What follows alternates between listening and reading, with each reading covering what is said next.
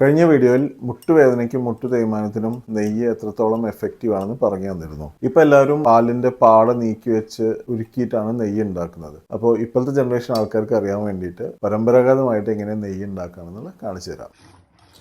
ഇത് ഫ്രാൻസിൽ നിന്ന് പേഷ്യൻസ് ഉണ്ടായപ്പോൾ അവർക്ക് ഈ ഡെമോ കാണിച്ചു കൊടുക്കുമ്പോൾ എടുത്ത വീഡിയോ ആണ്. ഇത് ട്രൈ ചെയ്യാൻ അവർക്കും ഭയങ്കര ഉത്സാഹമായിരുന്നു.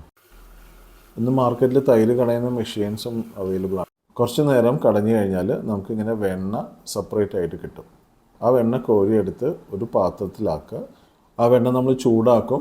എന്നിട്ട് അത് പാകമായി കഴിഞ്ഞാൽ തീ ഓഫ് ചെയ്ത് നമ്മൾ അരിച്ച് വെച്ച് ഒരു കുപ്പിയിൽ എടുത്ത് വെക്കും. നമ്മുടെ പാലിൽ 2 തരം പ്രോട്ടീൻ ഉണ്ട്, A1 A2. HF ജേഴ്സി എന്നൊക്കെ പറയുന്നതിൻ്റെ പാലിൽ അടങ്ങിയിരിക്കുന്നത് A1 പ്രോട്ടീനാണ്. അതുപോലെ ഈ നാടൻ പശുക്കളിലൊക്കെ കാണുന്നതെല്ലാം A2 പ്രോട്ടീനാണ്. ഇത് നമ്മുടെ ഫാമിലുള്ള ഗിർ പശുക്കളാണ് ഈ കാണുന്നത്.